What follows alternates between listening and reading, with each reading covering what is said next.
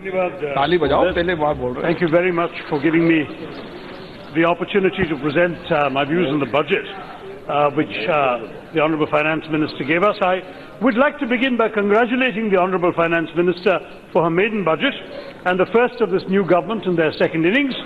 It's indeed a matter of pride for all of us in this august House and country that this was the second ever budget that was delivered by a woman since Srimati Indira Gandhi presented the budget way back in 1970. And on behalf of my party, I would like to extend my deepest appreciation for the Honourable Finance Minister for recreating history. Now, it's a traditional practice for the opposition to hold the government accountable for its performance, including the announcement of the budget. But before I do so, I would like to place on record my personal admiration for the Honourable Finance Minister, whom I've known for some years. It was a marvellous touch to bring a dose of Tamil Sangam poetry into this House with her verse about the elephant and the paddy field. But I cannot resist pointing out that her metaphor accurately makes her government a slow-moving elephant again, whereas what we were all hoping for was an agile, bounding, lithe tiger. Sadly, this budget, with its creeping incrementalism, devoid of any bold proposal, falls considerably short of unleashing the animal spirits that John Maynard Keynes spoke about. The poor animal of the Indian economy, this lumbering and limping elephant, still remains leashed and fettered as it has been for the last 5 years. But one cannot blame her entirely for the abject disappointment that has once again been caused by an underwhelming budget, Mr. Chairman, because the fact is that she's had to inherit the mess that the government has spent 5 years in power creating. The legacy of economic mismanagement that has featured a disastrous demonetization, unemployment at a 45-year high, agrarian distress that has raised farmer suicides to record levels, declining rates of savings and investment, and widespread stagnation in every area from manufacturing to exports.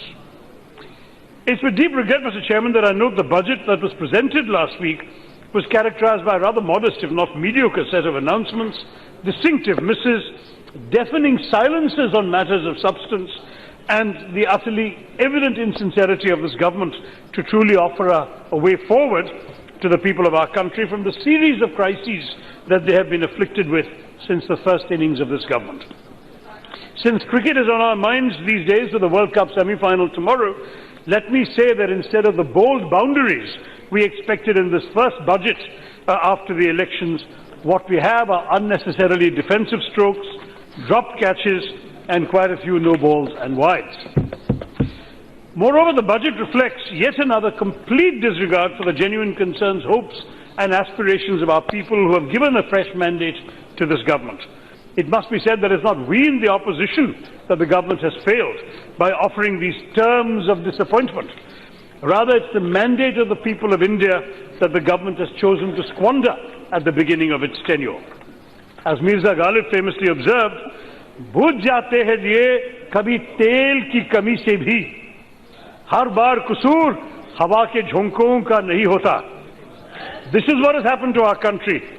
Kusur kisi aur ka nahi hai, aapki sarkar ki tel ki kami ke hain. Now, there were some remarkable aspects to this budget, but these, Mr. Chairman, came from what was not said in the budget speech rather than what was. This is perhaps the first budget in the history of the country where allocations, the engine of the document, were not mentioned. For over 2 hours we waited for announcements of substance, but had to make do with an hour-long recitation of the so-called achievements of the first term and grandiose promises of fluff for the coming decade. When the people of India wanted concrete answers to the problems of today, we had to go and look into the documents afterwards. I must say we were left with a sort of Trishanku budget, neither here nor there. And at its heart, this kind of modest incrementalism wedded to some lofty ideals for a grand future. But sadly, no indication of a comprehensive and robust strategy or roadmap to get to that lofty vision. And from the Aam Aadmi's perspective, just a series of missed opportunities and uninspired reiterations of existing ideas. To start with, the macroeconomic situation of our country's economy was not even considered worth a mention in the budget speech. Can't blame them. the mess they've made doesn't really make for a pretty picture worth mentioning after all. There was strikingly no mention of the country's GDP growth rate. In fact, the word GDP was only mentioned once, and that was with regard to the external debt to GDP ratio. And the principal contributors to GDP, investment levels, manufacturing, consumption, and even the government's dubious fiscal deficit target was only mentioned amusingly after the official speech concluded as an afterthought. But since the government has intentionally failed to provide a fuller picture, let me begin by doing their job for them. Respected Chairman, the economic survey was presented last Thursday on Budget Eve, makes a rather optimistic projection of 7% GDP growth in the upcoming fiscal year. In fact, it goes on to mention that during the last quarter of the fiscal year, the growth rate will even pick up to 7.5 or 7.6%. And it will be a step towards hitting this 8% growth rate, which is, of course, integral to achieving the PM's target of a $5 trillion economy by the year 2024-25. I don't know where they're getting their figures from. Last time there was a concern they were getting their economics from a yoga teacher. But certainly here, there is a real credibility issue with any of these numbers. As the government's own last chief economic advisor has pointed out, our current growth rates could in reality be as much as 2.5 points lower than what is being projected. Yes. The government has offered to present a point-by-point rebuttal to the methodology used by Dr. Subramaniam to arrive at this conclusion, but they've still not come through to Parliament on this. Similarly, we all remember the controversy about the GDP back series, which was kicked up last year when Niti Aayog brought in yet another method to calculate GDP in a manner that boosted the growth on paper of the NDA government while bringing it down retrospectively for the UPA government, a move that invited widespread condemnation from experts around the world. The recurring high-profile departure of experts from the administration, the latest being the Deputy Governor of the RBI, also does not inspire confidence in the credibility of the numbers offered by this government.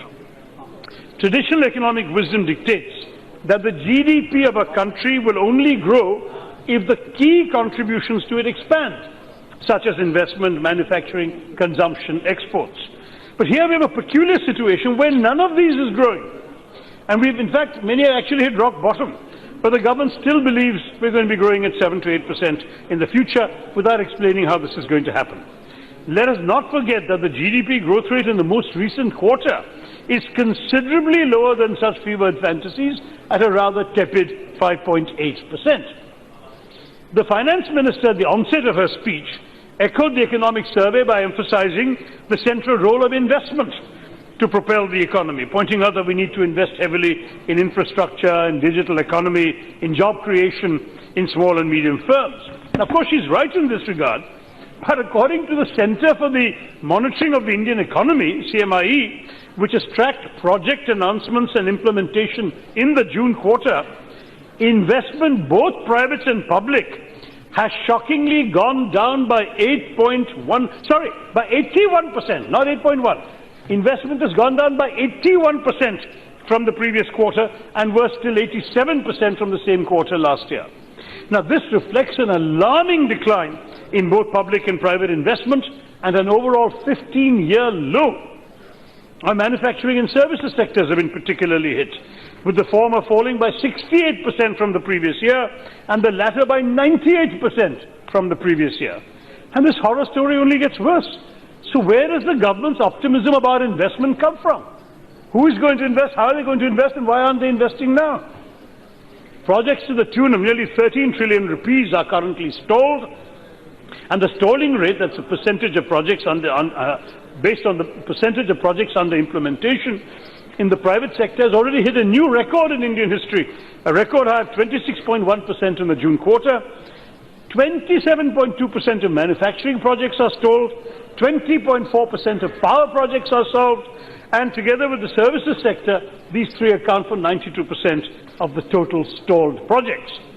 Ask any industrialist what will it take for him to invest in the present Indian economy, and he will tell you, improve consumption so that people will buy what we make. Otherwise, why are we going to invest and make something that people can't buy? This is the challenge that the Finance Minister has failed to address in her budget. But consumption levels also, in any case, tell a negative tale. According to the Society for Indian Automobile Manufacturers, automobile sales fell by 20.6% in May, the steepest decline in 18 years, which in turn has arrested manufacturing and demanded inventory correction, causing total production in the automobile segment to fall by 8%.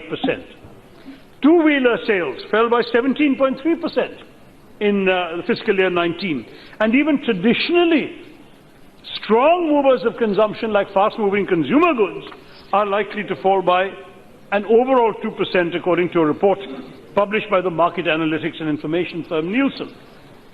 The slowdown in consumption, which was alluded to in the economic survey but strangely skipped in the budget speech, has also affected India's prime services sector. And the Nikkei India Services Business Activity Index, or PMI, fell to 49.6 in the June quarter, the lowest this year.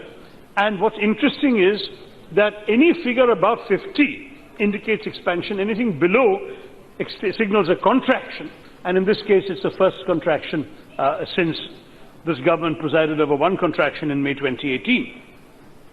Now, the decline in all these key indicators makes it clear there's an acute trust deficit amongst investors, coupled with low consumer confidence in the economy, for which this government, in the budget, has neither addressed nor provided a roadmap on how it will turn the situation around.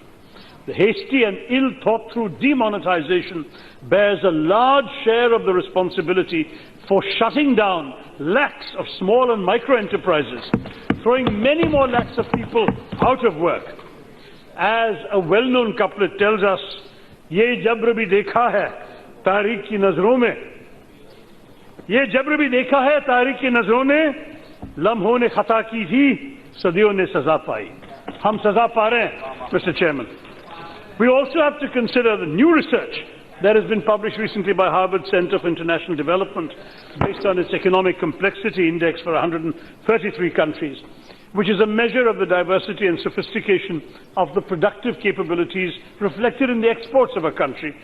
And they say that India will only manage an average annual growth of 5.5% until 2027, whereas China, they say, will continue to remain the fastest growing major economy at 6.1%. We had that title very briefly under this government. We've lost it. As for the fiscal deficit target, the announcement that the government is again targeting 3.3% hardly inspires any confidence, because this 3.3% is the same figure they announced last year and failed to meet. So we all recall how my good friend Arun Jaitley kept having to adjust his fiscal deficit targets every year. For another, the fact is the government's assumption is entirely based on a growth in tax revenue to offset increased government spending on schemes like Ayushman Bharat and the expanded version of PM Kisan, which they've allocated some good money to. But as the economic survey itself highlights, while direct tax improved by 13.4%, the gross tax to GDP ratio actually fell to 10.9%, a decrease of 0.3%, as indirect taxes fell by 16% due to shortcomings in the GST, which, by the admission of the government's own economic advisers, requires a mop-up. Now, in the present scenario, how will this government finance the deficit, and how will they map this target of 3.3 when their projections themselves are highly contestable? Now, they're going to suggest perhaps that they'll make up a little bit of non-tax receipts, namely the self-declared disinvestment targets of 1 trillion rupees, right? But we all know how the government has so far played the disinvestment game, by getting one public sector company to buy shares in another public sector company, which is not disinvestment at all, but fudging the books. Now the government is hoping for a lakh of crores by selling loss-making Air India. But when the far more successful Jet Airways has failed to find a buyer, who's going to bid for Air India? Similarly, I'd like to draw the attention of this House to the government's continued failure to give the country any relief on direct taxation. My esteemed senior colleague, Mr. Chidambaram, had in 2009 proposed a direct tax code to replace the complex and outdated Income Tax Act of 1961 and bring India's tax ecosystem in line with the demands of a fast-growing economy. However, despite having constituted a task force to propose draft legislation on direct taxation, This government has failed to provide any tangible rollout plan for this much-needed tax reform, and the task force's deadline keeps getting extended. The way the Pakistanis keep extending the duration of the courts for the 2611 trial, same thing. Now, the last extension to 31 July has taken the overall delay to over a year, and this is supposed to be going to have been the first budget of the new government. Now, the government did seek to provide short-term stops to the armed army. There's an additional income tax deduction of 1.5 lakhs on affordable home loans. But given the higher excise duty they've also imposed on essential items for the home, like ceramic tiles, marble flooring, electronics, mountings for furniture, which are imported mainly because, of course, they're cheaper, the savings may well be more than offset by higher costs for all these items. Similarly, they've given a deduction of 1.5 lakhs on loans towards the purchase of electric vehicles. But given the complete lack of public infrastructure and government investment to support electric vehicles, repeated power failures in every part of the country — I'm living in Lutyens, Delhi, I go through 4 or 5 power cuts a day — and the absence of any grid or cabling to support the much higher power load that will be needed to charge electric cars, these additional deductions are meaningless. Meanwhile, when the Aam Aadmi is already paying the highest fuel prices in the world because of this government's taxes on petrol and diesel, at a time when prices for fuel are dropping worldwide, now the finance minister has added an extra 2 rupees plus on every litre of diesel or petrol at a time of international low prices of crude oil. This is adding insult to injury. I must say, not only is it not fair for the finance minister to suggest that only those who own private vehicles — I believe she said that in the press conference — would be affected. The fact is that the Aam Aadmi जो एक कमीज या चप्पल खरीदने जाते हैं बाजार को, वो चप्पल और कमीज तो फैक्ट्री से बाजार पहुंचने के लिए कोई पेट्रोल डीजल वाली गाड़ी में आई है. So naturally, the manufacturer will pass the burden on to the consumer, to the Aam Aadmi.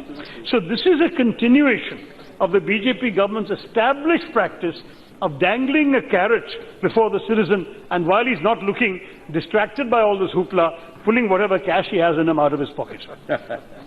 So while the Honourable Finance Minister did quote ancient poetry to thank the taxpayer, allow me to offer a more recent poem, which I modified from one that's currently in circulation,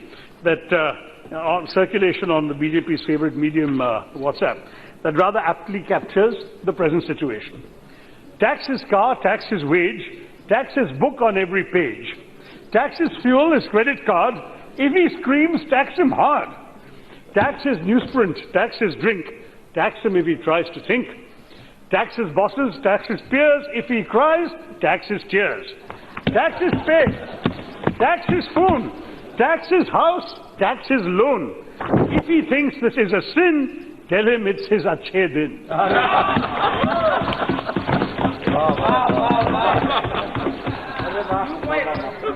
Another big announcement by this government, met by plenty of table thumping by my friends on the other side of the well, was the extension of the 25% corporate tax to companies under a 400 crore rupee turnover.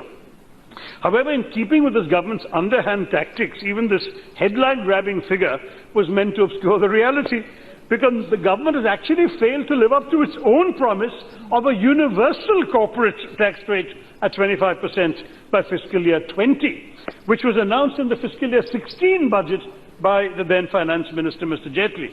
And it's also failed to phase out all the tax anomalies that have led to such prolonged tax litigation in our country. As numerous analysts have repeatedly pointed out, India remains one of the least competitive economies, with a total effective tax paid by some corporates reaching an astronomical 48%, whereas organizations like CII have been calling for you to reduce the corporate tax rate to 18%. In comparison, all Chinese companies enjoy a flat corporate tax rate of 25%, with this dropping to 10% for certain small-scale or other encouraged businesses. And if the Chinese can thrive with that kind of approach, I don't know why we must tax our businesses. By not sticking to its own promise, the government has once again failed corporate India and missed out on a significant opportunity to actually encourage increased private investment in our economy. Respected Chairman, well, the macroeconomic picture of the country's economy was treated by the government rather dismissively by not mentioning it in the budget speech. The FM did spend quite some time building castles in the sand, particularly with her lofty vision for a decade, which includes this $5 trillion economy goal. And that's supposed to cater to the Asha, Vishwas and Akanksha of the people. But ask these same people what this target means to them, it actually is completely unimaginable, right? What will actually cater to their needs, their Akanksha, would be the GDP per capita in rupee terms, which goes directly into their pockets and matters to them. But according to the most recent World Bank classification this month of countries by gross national income per capita, India continues to be a lower middle income country along with 46 others, while even little Sri Lanka has climbed to the upper middle income group for the fiscal year 2020. What the government plans to do to increase the GNI, the gross national income of its citizens, to even the Sri Lankan level was strangely absent from the Finance Minister's presentation. Clearly, this imagination of an expanded dollar footprint of the country's economy represents only the Asha, the Vishwas and the Akanksha of the Sudbut Ki Sarkar, not that of the Aam Aadmi. So what does the government's budget leave for the Aam Aadmi? Honourable Finance Minister memorably invoked the father of the nation, quoting the Mahatma's immortal vision that the soul of India lies in its villages, and she went on to emphasize the government's apparent commitment to Gaon, Garib or Kisan. But for each of these categories, rural India, the economically and financially challenged in our society, and those who put food on our table, there was sadly very little for them to write home about. Take our nation's Kisans, those who provide the food security the FM mentioned. To these men and women, these last 5 years have been nothing but stepmotherly treatment from this government, which has resulted in record levels of farmer suicides.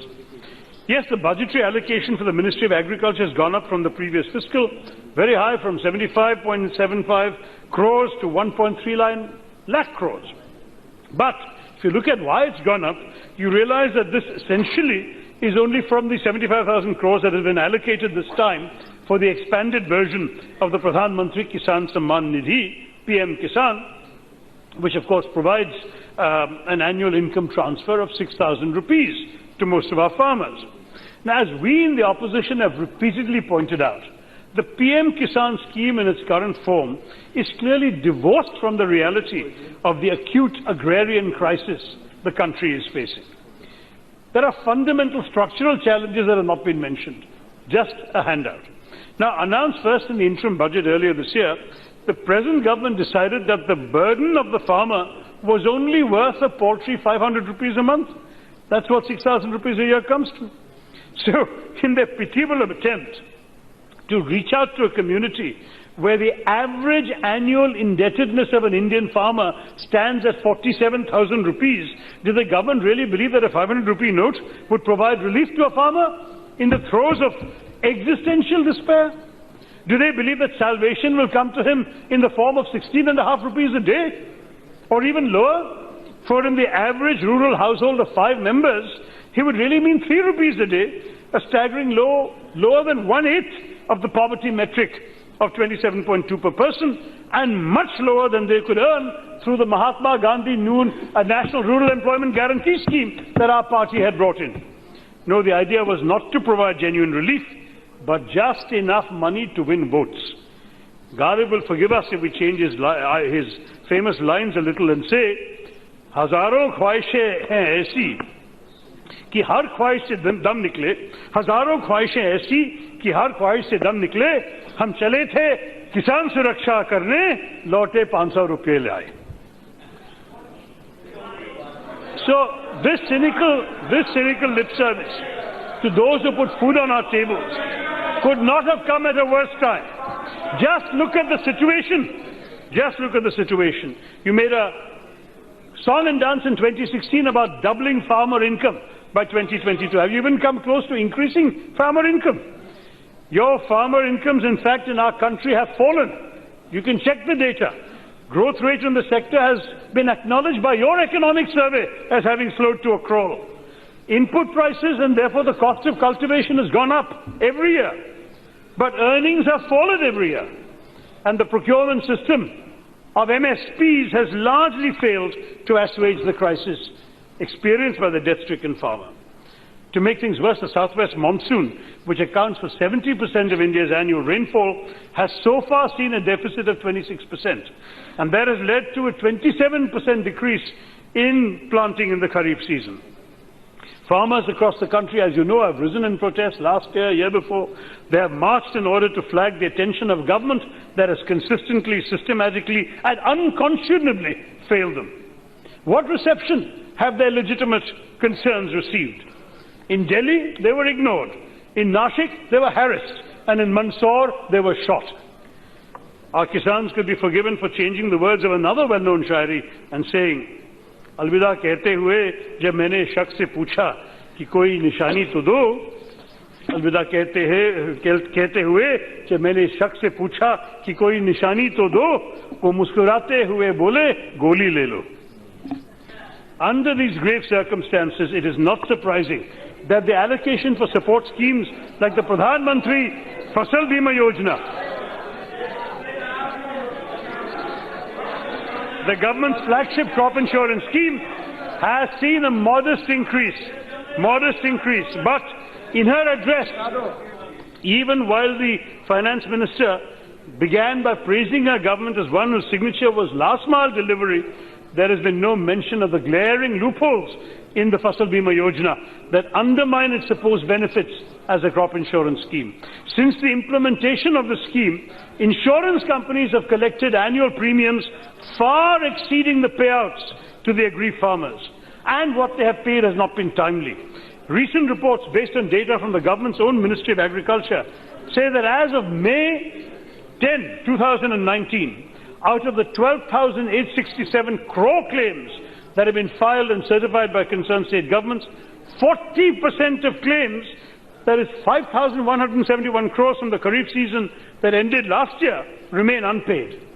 As you must be aware, according to the guidelines of the Fasal Bima Yojana, claims have to be paid within 2 months from the end of the harvest. But that means 2 months would have been February 2019 latest, but by May they hadn't been paid. For comparison, earlier, under the equivalent UPA schemes, the National Agriculture Insurance Scheme and the Modified National Agriculture Insurance Scheme, the gross premium collected was 10,560 crores and total claims paid were 28,564. So in our scheme, insurance companies had to pay 3 times more than they collected. In the BJP scheme, your government scheme, the actual insurance companies are collecting more than they're paying out. No wonder enrollment in the Fasal Bima Yojana has fallen from 58 million farmers in fiscal year 17 to 55 million farmers in fiscal year 18. It only remains a golden goose for the insurance companies, and I must say, from a country that is suffering from such agrarian distress, we cannot afford to have a scheme that enriches the insurance companies but gives a raw deal to the poor farmer. Dil-e nadan, tujhe hua kya hai? Aakhir is dard ki dawa kya hai? हम कौन सी वफा की उम्मीद में हैं जो नहीं जानते वफा क्या है? At the same time, there is very little investment in other schemes for farmers that could have actually helped them to reach their target of doubling farmer income. For instance, the allocation for agriculture-related research and education, which often offers very good returns on investment, has only risen marginally from 7,900 crores to 8,078 crores. So it's about 0.37% of agriculture, of the agricultural GDP, the same amount as before, far short of the 1% that is the globally accepted requirement target. There was also the mention of the return to zero budget farming, which is puzzling. Uska matlab kya hai, Finance Minister? आखिर हमारे किसानों का budget वैसे भी zero है, as we all know.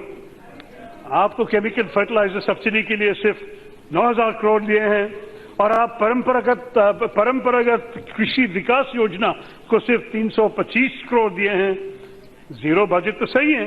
प्रधानमंत्री कृषि सिंचाई योजना बढ़ाया है सिर्फ 17%, a marginal increase of 17%, और डीजल सब्सिडी जो देना चाहिए जब बारिश की कमी है, in rainfall deficit areas, वो सिर्फ आप 70 करोड़ दे दिए हैं। और ये सब आप जानते हैं कि ये सब हो रहा है जब देश की कई इलाकों में सीवियर ड्राउट चल रहे हैं।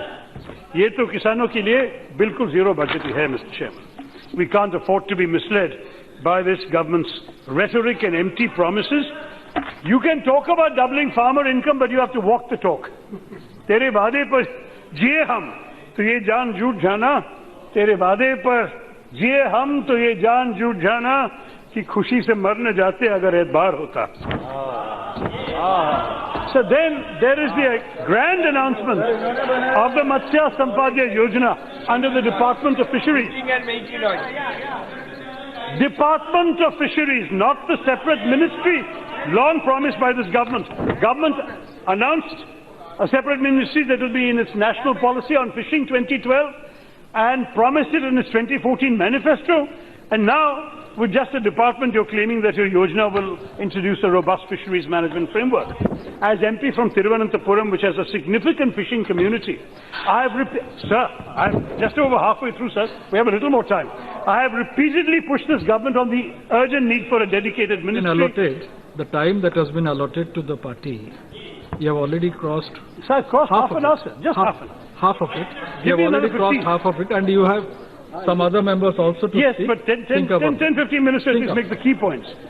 Because this is a source of livelihood for nearly 4 million of our country's citizens, sir. Most of the fishing communities are vulnerable groups. They live below the poverty line.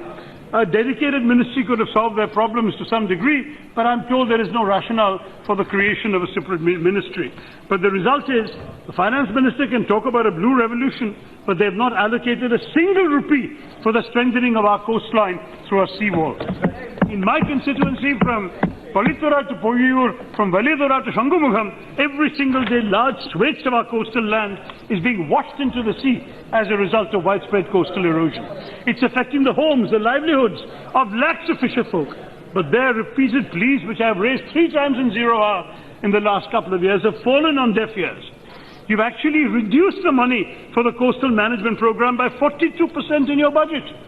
When the ministry responsible is more concerned with cow protection than protecting fishermen, obviously it's better to be a cow than a Matsya Toilali in India today. But it's also part of a continuing pattern, sir, of the neglect of the needs of my state, Kerala. The money required for the rehabilitation of Cyclone Oki victims has not been provided. The same can be said by my Odisha friends about victims of Gaja. There is practically nothing for the victims of last year's Kerala floods either.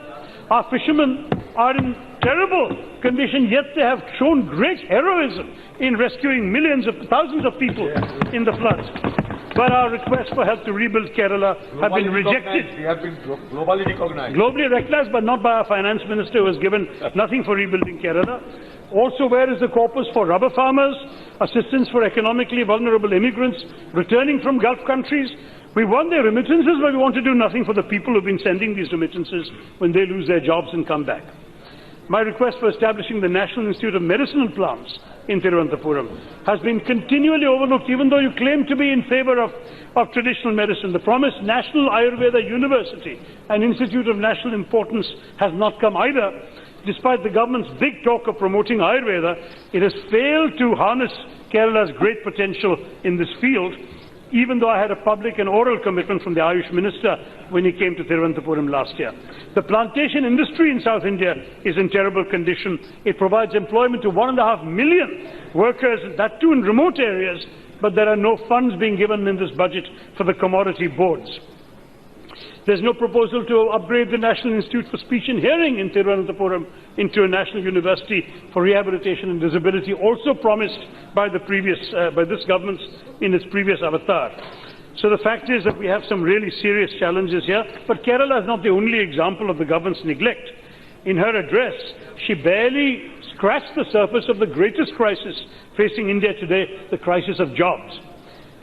After dismissing the findings from a leaked NSSO report earlier this year, the government did a full U-turn and released the same figures as per its own Ministry of Statistics and Programme Implementation. And that shows a 45-year high unemployment. 66.1% of the total labour force is unemployed. 7.8% of all employable youth in urban areas jobless. 5.3% of rural India.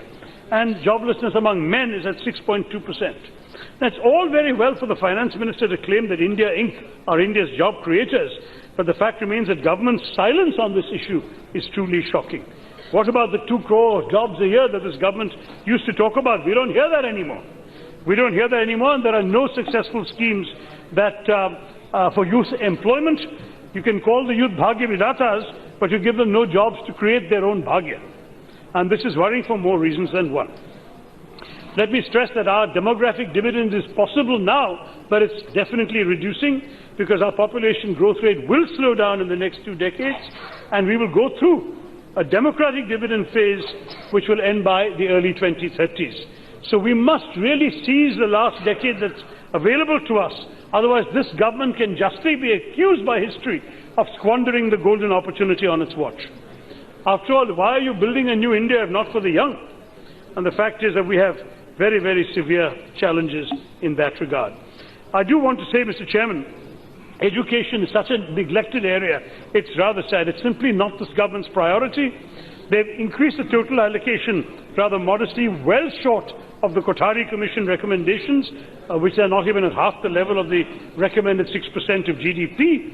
And SC/ST students have been ill-treated because SC students, the budget estimate for post-matric scholarships for SC students has been slashed from 3,000 crores. The post-matric scholarships for ST students has also been reduced this year. And the allocations for fellowships and scholarships for PhD and postdoctoral students from the SC/ST community is also a similar tale. They've created this National Research Foundation, which may be fine in theory, but no one will know if the government is simply using it to centralize government control of research, clamp down on academic and intellectual freedom on our campuses and hold our universities to ransom, because it gives them control over what research they are allowed to do. And it's very, very worrying that at the same time, one of the few world-class institutions we have, the IIMs, their share of central allocations has fallen from 1,036 crores last year to just 445 this year. Please conclude. Yes, I'm coming to the key points. The key points at the very end. Starving education is bad enough. Allocation for defence was barely mentioned, and it represents a very modest increase from last year's allocation, the lowest since the 1962 war. And with all of that, it still comes at a time when the Parliamentary Standing Committee has been told that 68% of our Army's equipment is in the vintage category. Then the fact is that as far as the Army is concerned, the government enjoys saying things like, where's the Josh? But you ask the defence experts, the answer is, where's the money? There isn't money for all the needs this Army and the armed forces need to fulfill. There were plenty of other misses and half positives, but keeping in mind your request for the time, I'll just quickly, one sentence each. Environment, you talk about electric vehicles, but as I said, there is absolutely no grid or infrastructure to promote that. The allocation for the Environment Ministry is so abysmal that it is even less than what was spent on the statue in Gujarat. And there are substantive cuts for the National Green Tribunal, gone down by 74%. The Environment Protection Management and Sustainable Development Scheme has gone down, and merely 40 crores for the Climate Change Action Plan. Healthcare, Ayushman Bharat, same problem as the Fasal Bima Yojana. The insurance companies seem likely to gain. How much actually people are going to get, the numbers are not encouraging. Striking missed opportunity in the tourism sector, which many of you know creates 8 times the jobs of the same amount of money invested in industry, because you can absorb semi-skilled and unskilled workers in jobs that don't require much training, like waiters and doorman, busboy, gardener's assistant, etc. But you've given no major tax breaks for the industry, no incentives for PPP model tourism development, no encouragement to invest in jobs in this area. And so the fact is, there are definitely some things they have done that the Finance Minister pointed to and which won them votes, such as, for example, building toilets under Swachh Bharat. But the studies show that 65% of these toilets don't have running water. Now you have so how can they be open to defecation in India? Mr. Member, you have to conclude now. Yeah, I'm concluding, sir. The fact is, sir, that even, for example, the gas cylinders, 90% of the recipients can't afford to refill the gas cylinders. That's according to objective studies. So the fact is that these signs of Achhe Din are not terribly encouraging in terms of any concrete solutions. The fact is that there's a great deal that needs to be done to address all these sectors I pointed out. And I must say that it's extremely important, because if you want to truly respond to the Akanksha of the Indian people, you need to actually address their real fears and hopes. As Ghalib pointed out, nazar ko badlo to nazare badal jate hain, soch ko badlo to sare badal jate hain. कश्तियाँ बदलने की जरूरत नहीं, दिशा को बदलो तो किनारे खुद बदल जाते हैं. We must remain faithful, sir, to the great inheritance of the previous 70 years if we're going to build a new India in the 21st century. And as far as the opposition is concerned, let me end by quoting the words of Makhdoom Maiden, who said famously, hayat leke chalo, kayanat leke chalo, chalo to sare zamane ko saath leke chalo. हमें भी साथ लेके जाइए. All these schemes must involve the people of the whole country and not just some. Thank you very much. Thank you.